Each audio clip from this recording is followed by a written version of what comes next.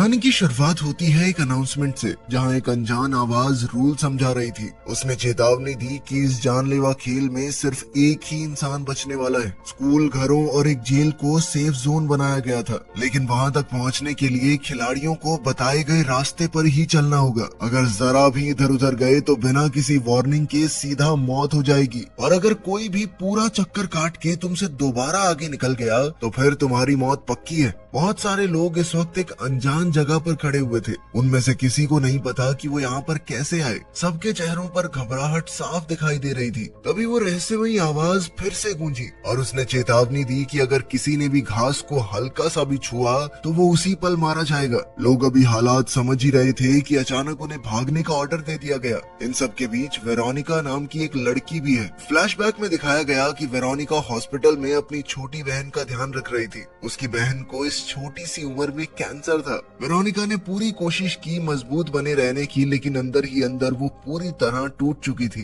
बदकिस्मती से कुछ ही वक्त बाद उसकी बहन की मौत हो गई और वेरोनिका की दुनिया एक बार फिर से बिखर गई। लेकिन उसकी जिंदगी में परेशानी खत्म नहीं हुई थी। जल्द ही वेरोनिका को पता चला कि उसे भी वही कैंसर है जिससे उसकी माँ और उसकी बहन की जान गई है। मगर वेरोनिका ने सोच लिया था कि मैं इस कैंसर के हाथों नहीं मरूंगी। वो लगातार अपनी मेडिसिन लेती रही, अच्छे से एक्सरसाइज करने लगी और अपने पूरे जीने के तरीके को बदल दिया, सिर्फ इस उम्मीद में कि शायद वो थोड़ा और लंबा जी पाए। फिर कई हफ्तों बाद जब वेरोनिका हॉस्पिटल चेकअप के लिए पहुंची, तब आखिरकार एक करिश्मा हुआ। डॉक्टर ने बताया कि उसका कैंसर पूरी तरह ठीक हो गया है। इतने समय बाद पहली बार वेरोनिका खुश नजर आई, लेकिन उसका ये सुकून भी कुछ ही पलों का था। जब वो घर लौट रही थी तो अचानक उसकी आंखों के सामने बहुत तेज रोशनी आई और देखते ही देखते उसके आसपास की पूरी दुनिया उस रोशनी में गायब हो गई। इसके बाद जब उसकी आंख खुली तो वेरोनिका इन सब लोगों के साथ यहाँ पर थी। वो बहुत डरी हुई थी, एकदम बाकी सब की तरह। अभी वो रहस्यमयी आवाज फिर से चिल्लाई कि भागो या मरो। इसी दौरान वेरोनिका ने डर और घबराहट में गलती से घास पर कदम रख दिया। उसी पल उसके शरीर में एक भयानक रिएक्शन शुरू हुआ। वेरोनिका चौंकते हुए अपने आप को देख ही रही थी कि अगले ही पल उसका सर धमाके से फट गया। ये खौफनाक मंजर देखते ही सब लोग डर के मारे चीखने लगे। अब उन्हें आखिरकार समझ आ चुका था कि ये कोई आम गेम नहीं है, बल्कि एक जानलेवा डेथ रेस है। बाकी सब ठीक है, वेरोनिका की किस्मत कितनी गंदी थी भाई, मुझे तो दया आ गई लड़की पे। इसके बाद ये खुलासा किया गया कि टोटल 80 लोग अचानक से यहाँ पर भेज दिए गए थे, बिना किसी वजह के। वेरोनिका का सर फटते हुए देखकर सब लोग बुरी तरह डर गए और उन्होंने जान बचाने के लिए भागना शुरू कर दिया। अब सिर्फ एक बूढ़ा आदमी पीछे रह गया था, क्योंकि वो ठीक से चल भी नहीं पा रहा था। इसी बीच हम एक बहरे लड़का लड़की को देखते हैं जो अपने हालात समझने की कोशिश कर रहे थे, लेकिन तभी अचानक से उन्हें एक आवाज सुनाई देने लगी। उनके लिए ये किसी करिश्मे से कम नहीं था, क्योंकि पहली बार जिंदगी में उन्हें कुछ सुनाई दे रहा था।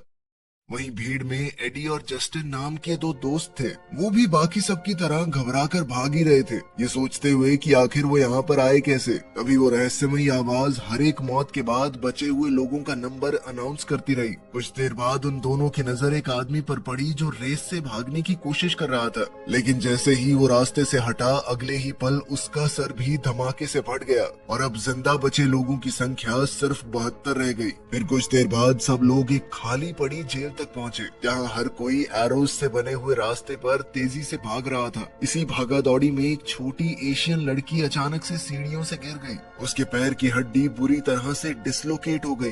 दर्द के मारे वो चीखने लगी, जबकि उसका छोटा भाई लोगों से मदद की भीख मांग रहा था, लेकिन किसी ने रुक कर उनकी तरफ देखा तक नहीं। सिर्फ जस्टिन ही उनकी मदद करने के लिए आगे आया। वो और एडी मिलकर उस जख्मी लड़की को एक कमरे तक ले गए। दोनों भाई बहन बुरी तरह घबराए हुए थे और तब पता चला कि उन्हें इंग्लिश समझ ही नहीं आती। छोटा लड़का बार बार अपने माँ बाप के बारे में पूछ रहा था, जबकि लड़की समझाने की कोशिश कर रही थी कि मुझे हॉस्पिटल जाना जरूरी है। लेकिन एडी को लग रहा था कि बच्चों को साथ ले जाना नामुमकिन है। उसने जस्टिन से कहा कि भाई हमें इन्हें यहीं पर छोड़ना पड़ेगा, आगे बढ़ते रहना पड़ेगा हमें। मगर जस्टिन को ये ठीक नहीं लग रहा था। फिर भी उसने बच्चों को वहीं रुकने को कहा, ये वादा करते हुए कि मैं मदद लेकर आऊंगा। फिर दोनों कुछ दूर तक भागते रहे और तब ये खुलासा हुआ कि वो असल में उन बच्चों को वहीं छोड़कर भाग रहे हैं। लेकिन ये करते हुए जस्टिन का दिल दुख रहा था। वो जानता था कि उन बच्चों को ऐसे छोड़ना गलत है। वो उनकी मदद करना चाहता था, लेकिन एडी ने उसे याद दिलाया कि अगर किसी ने पूरा चक्कर काट के हमें पार कर लिया ना, तो बच्चों के साथ साथ हम भी मारे जाएंगे। आखिरकार जस्टिन भी मजबूरी में एडी की बात मानकर आगे बढ़ गया। इसके कुछ देर बाद दोनों की मुलाकात एक पादरी से हुई, जिसे पूरी तरह यकीन था कि उनसे बात करने वाली आवाज खुद भगवान की है। उसका मानना था कि वो सभी लोग स्वर्ग और नर्क के बीच के रास्ते पर फंस चुके हैं और अगर वो सही रास्ते पर चले तो आखिरकार स्वर्ग तक पहुंच जाएंगे और जो भी भटका वो सीधा नर्क में जाएगा। लेकिन एडी और जस्टिन को उसकी बातें बिल्कुल बकवास लगी। वो लोग भागते हुए आगे बढ़ते रहे और जल्द ही एक चर्च तक पहुंच गए। वहाँ प्रीस्ट की नजर जीसस के क्रॉस पर पड़ी और वो उसकी तरफ बढ़ने लगा, लेकिन इसी चक्कर में उसने बिना ध्यान दिए रास्ता छोड़ दिया। अगले ही पल उसका सर भी धमाके से फट गया। ये खौफनाक मंजर देखकर वहाँ मौजूद सब लोग शौक से जम गए। कुछ वक्त बाद एडी और जस्टिन दोबारा रेस के स्टार्टिंग पॉइंट तक पहुँच गए। वहाँ उन्होंने उस बूढ़े आदमी को देखा जो अब भी जमीन पर बेबस पड़ा था। वो अब तक एक कदम भी नहीं चल पाया था। अब हालात और भी खतरनाक हो चुके थे, क्योंकि अगर कोई भी बूढ़े आदमी से आगे निकल गया तो वो तुरंत मारा जाएगा, क्योंकि ये उन लोगों का दूसरा लैप होगा। इसी दौरान वो बहरे लड़का लड़की भी वहाँ पर पहुँच गए और उन्होंने बूढ़े आदमी की मदद करने का ऑफर दिया। साथ ही ये भी साफ हो गया कि कोई तो अनजान ताकत है जो उनके ऊपर नजर रखे हुए थी। इसके बाद उनका ग्रुप उस बूढ़े आदमी को घर के अंदर ले गया, जहां वो दूसरे लोगों को भी आगे बढ़ने से रोकने की कोशिश करने लगे। वो समझाने लगे कि अगर तुम आगे बढ़े तो ये अंकल मर जाएंगे। कुछ लोग सिचुएशन समझ गए या फिर वो इतने थक चुके थे कि वहीं रुकने को तैयार हो गए, लेकिन दूसरी तरफ कई लोग डर और पैनिक के मारे आगे बढ़ते रहना चाहते थे, क्योंकि उन्हें डर था कि अगर वो रुके तो उनका सर भी धमाके से फट जाएगा। और इस सब के बीच वो रहस्यमयी आवाज दोबारा से बोली, भागो या मरो। लेकिन जस्टिन हार मानने को तैयार नहीं था। वो सबको समझाने की कोशिश करता रहा कि अगर सब मिलकर काम करें तो शायद वो इस जानलेवा सिस्टम को हरा सकते हैं। इसके बाद जस्टिन ने बहरे लड़का लड़की से बात की और पूछा कि क्या उन्हें पता है वो यहाँ पर कैसे आए, लेकिन उनके पास कोई भी जवाब नहीं था। उन्हें सिर्फ इतना याद था कि जो भी लोग उस सड़क पर मौजूद थे सब लोग अचानक इस अनजान जगह पर टेलीपोर्ट हो गए। फिर थोड़ी देर बाद एक मुस्लिम आदमी नमाज पढ़ने लगा। ये देखते ही वहाँ मौजूद एक गुस्सैल औरत बुरी तरह भड़क गई। वो कहने लगी कि इन जैसे लोगों की वजह से ये सब कुछ हो रहा है। एडी ने उस औरत को शांत करने की कोशिश की, लेकिन बात जल्द ही बहसबाजी में बदल गई। गुस्से में वो औरत वहाँ से निकलकर दूसरे कमरे में चली गई। इसी बीच एक आदमी जिसने पीली जर्सी पहनी हुई थी एडी के पास आया। वो बहुत प्यार से भाई भाई करके बात करने लगा। उसने बताया कि मैं एक प्रोफेशनल साइकिलिस्ट हूँ जो पूरी दुनिया में जा जाकर कम्पीट करता था। मुझे समझ नहीं आ रहा कि मुझे इन सब लोगों के साथ यहाँ पर क्यों लाया गया है। एडी बड़े प्यार से उसे समझा रहा था, लेकिन पीली जर्सी वाले ने अचानक से एडी को जोरदार धक्का दे दिया और बिना एक भी सेकंड गवाए उसने दोबारा रेस में भागना शुरू कर दिया। उसके इस तरह आगे बढ़ते ही उस बूढ़े आदमी का सर अचानक से फट गया। तभी उस आवाज ने अनाउंस किया कि अब सिर्फ 58 लोग रह गए हैं। ये देखते ही जस्टिन का गुस्सा फूट पड़ा। वो तुरंत उस पीली जर्सी वाले के पीछे भागा, क्योंकि वो किसी भी हाल में उन दो बच्चों को मरने नहीं देना चाहता था। दूसरी तरफ वो भाई बहन समझ गए थे कि कोई उनकी मदद करने नहीं आने वाला।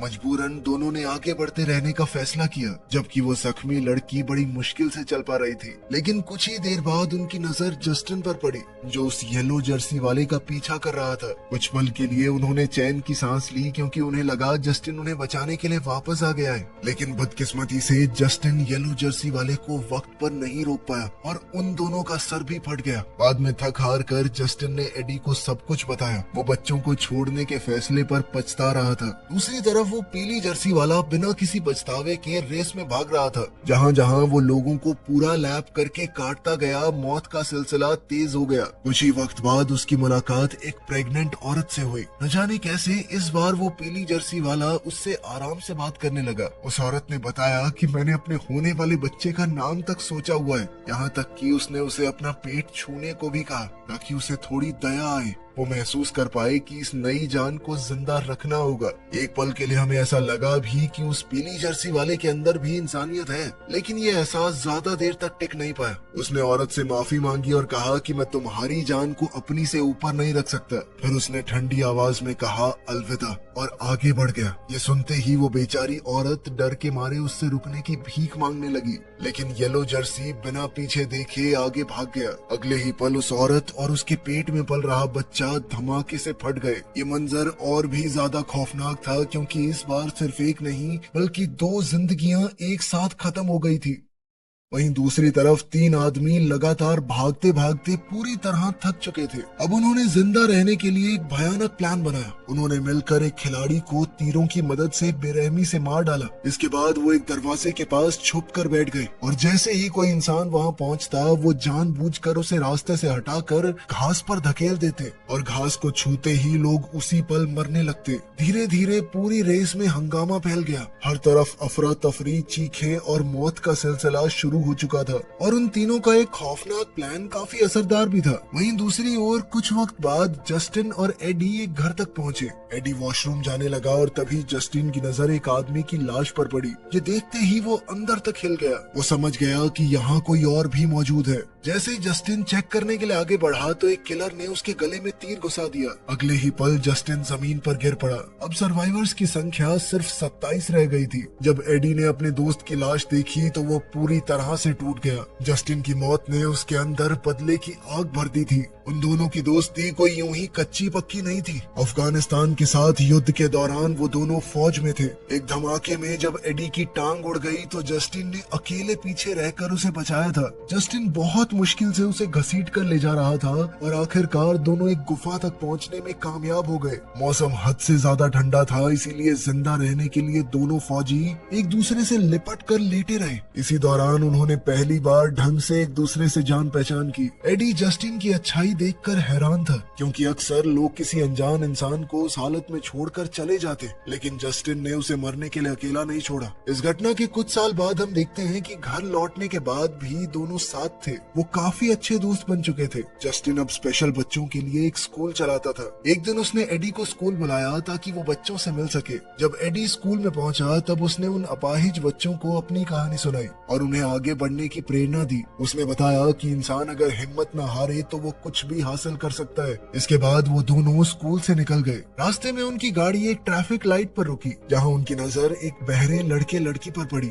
जो रोड पर थोड़ी रनिंग करने की फिराक में थे। वो दोनों भी इस रेस में मौजूद थे। तभी एक परेशान और गुस्से में दिख रही औरत अचानक से बहरी लड़की से टकरा गई। इस बात पर लड़की का दोस्त साइन लैंग्वेज में औरत को गालियां देने लगा। दूसरी तरफ एडी और जस्टिन बातें कर रही थी कि तभी अचानक वहाँ उनकी आंखों के सामने तेज रोशनी छा गई और फिर वो इस रेस में पहुंच गए थे। अब एडी बहुत ज्यादा गुस्से में अपने दोस्त के कातिलों को ढूंढ रहा था। कुछ ही देर में उसकी मुलाकात उन्हीं 3 किलर्स से हुई जो लोगों को मार रहे थे। उनमें से 2 आदमी तुरंत एडी पर हमला करने भागे, लेकिन एडी कोई आम आदमी नहीं था। एक जांबाज फौजी होने की वजह से उसने अपने क्रचेस की मदद से ही दोनों को आसानी से गिरा दिया और बिना ज्यादा परेशानी के उन्हें मार डाला। बाद में एडी की नजर तीसरे आदमी पर पड़ी जो किसी और को मार रहा था। ये देखते ही एडी का गुस्सा काबू से बाहर हो गया। उसने तुरंत कांटों वाली तार उठाई और एक ही झटके में दोनों को मार डाला। जस्टिन की मौत का गुस्सा अब उसके अंदर जलती हुई आग के रूप में बदल चुका था। दूसरी तरफ बहरे लड़का लड़की की मुलाकात दोबारा से उस गुस्सैल औरत से हुई। तभी उन्होंने दूर से येलो जर्सी को अपनी तरफ आते देखा। उन्हें डर था कि वो पीली जर्सी वाला आदमी शायद एक लैप पूरा करके आया है, इसीलिए तीनों ने मिलकर हथियार उठा लिए ताकि वो उनसे आगे न निकल पाए। लेकिन इसी दौरान बहरी लड़की बिना सोचे समझे आगे बढ़ गई और देखते ही देखते उस औरत का सर धमाके से फट गया। तब ये पता चला कि वो बहरी लड़की पहले ही एक लैप पार कर चुकी थी। औरत को मरा हुआ देखकर वो बहरी लड़की शौक में चली गई। वो जोर जोर से रोते हुए चिल्लाने लगी क्योंकि उसे लगा कि उसकी वजह से एक इंसान मारा गया। उसका दोस्त उसे संभालने की कोशिश करता रहा। उन्होंने मिलकर उस पीली जर्सी वाले आदमी को तो घायल कर दिया था, लेकिन वो अब भी घायल हालत में किसी तरह वहां से निकलकर एक कमरे में जाकर छुप गया। तभी उस रहस्यमयी आवाज ने ऐलान किया कि अब सिर्फ 17 लोग जिंदा बचे हैं। फिर कुछ वक्त बाद वो बहरी लड़की पूरी तरह पैनिक में चली गई। अपनी आंखों के सामने इतनी सारी मौतें देखने के बाद वो दिमाग से टूटने लगी थी। उसने साइन लैंग्वेज के जरिए उस अनजान रहस्यमयी आवाज से बात करने की कोशिश की और मरने से पहले सिर्फ एक बार म्यूजिक सुनने की भीख मांगी। ये पल काफी इमोशनल था क्योंकि जिस लड़की ने पूरी जिंदगी कोई आवाज तक नहीं सुनी, उसकी आखिरी ख्वाहिश थी कि एक बार मुझे गाना सुना दो। लेकिन तभी बहरे लड़के ने उसे समझाया कि हम दोनों मिलकर इस मुसीबत से बाहर निकल सकते हैं। उसकी बात सुनकर लड़की ने खुद को संभाला और फिर दोबारा हिम्मत जुटाकर रेस में आगे बढ़ने लगी। कुछ देर बाद दोनों आराम से बात करते हुए भागते रहे और आखिरकार एक चर्च तक पहुंच गए। तभी उस रहस्यमयी आवाज ने ऐलान किया कि अब सिर्फ 6 सर्वाइवर बचे हैं। इसी दौरान बहरे लड़के ने अचानक अपनी दोस्त को किस करने की कोशिश की, लेकिन अगले ही पल शर्मसार होकर वहां से भाग गया। थोड़ी देर बाद वो लड़की उसके पास आई और उसे शांति से समझाया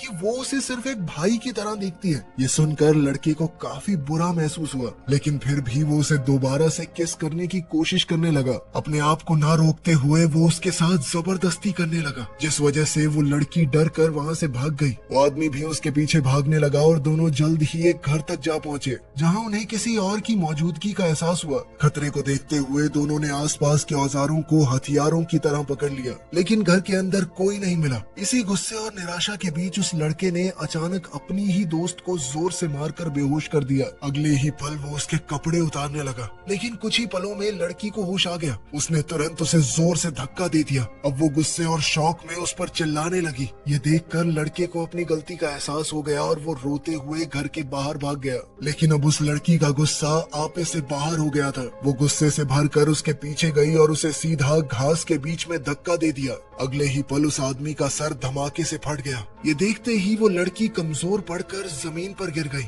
और फूट फूट कर रोने लगी। इसी दौरान येलो जर्सी वहाँ से गुजर रहा था, लेकिन उसे लगा कि वो लड़की पहले ही मर चुकी है। वो धीरे धीरे आगे बढ़ने लगा, लेकिन अचानक लड़की ने पीछे से उस पर हमला कर दिया। वो किसी शैतान की तरह बार बार एक भारी औजार से येलो जर्सी पर वार करती रही और आखिरकार उसे बेरहमी से मार डाला।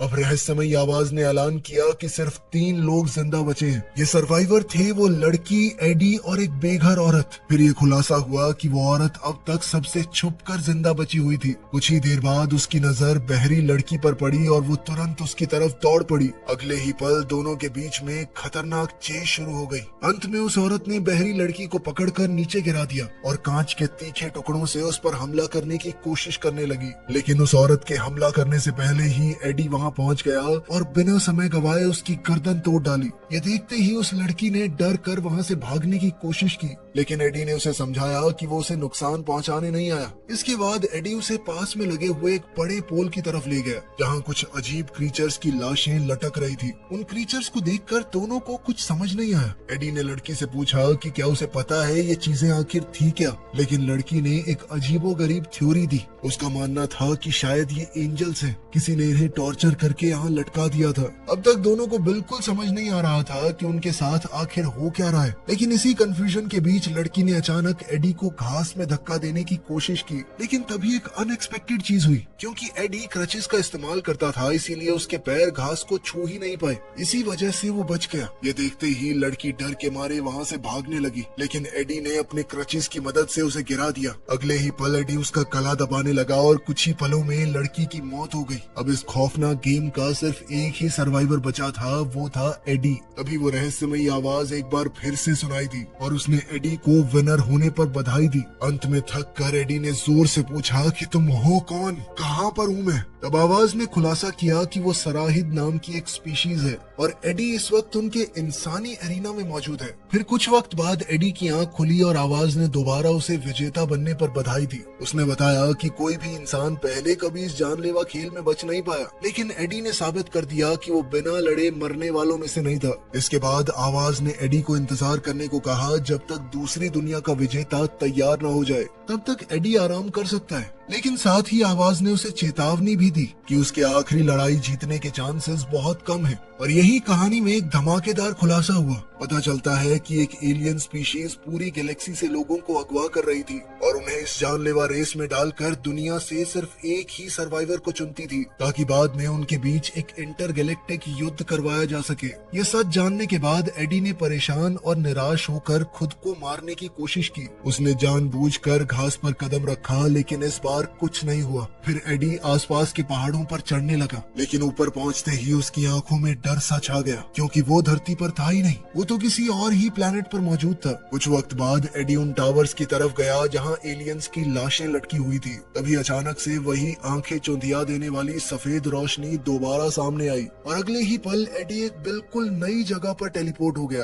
अब उस रहस्यमयी आवाज ने उसे नए रूल समझाने शुरू किए। उसने चेतावनी दी कि अगर एडी ने जमीन पर बनी हुई इन वेन्स को छुआ या फिर आसमान में बनी फेंस को तो वो तुरंत मर जाएगा। उसके पास जिंदा रहने का सिर्फ एक ही ऑप्शन है और वो था जीतना। कुछ ही पल बाद एक बहुत बड़ी स्पेसशिप वहां आ पहुंची और उसके अंदर से एक बहुत बड़ा एलियन क्रीचर बाहर निकला। तब खुलासा होता है कि वही एडी का फाइनल अपोनेंट है। अब एडी के पास लड़ने के अलावा कोई और चारा नहीं था। उसने अपनी गर्दन चटकाई और आखिरी मुकाबले के लिए तैयार हो गया। अब वो जीतेगा या हारेगा ये तुम लोग कमेंट्स में बता सकते हो, क्योंकि कहानी में तो आगे दिखाया नहीं गया। मिलते हैं अगली वीडियो में।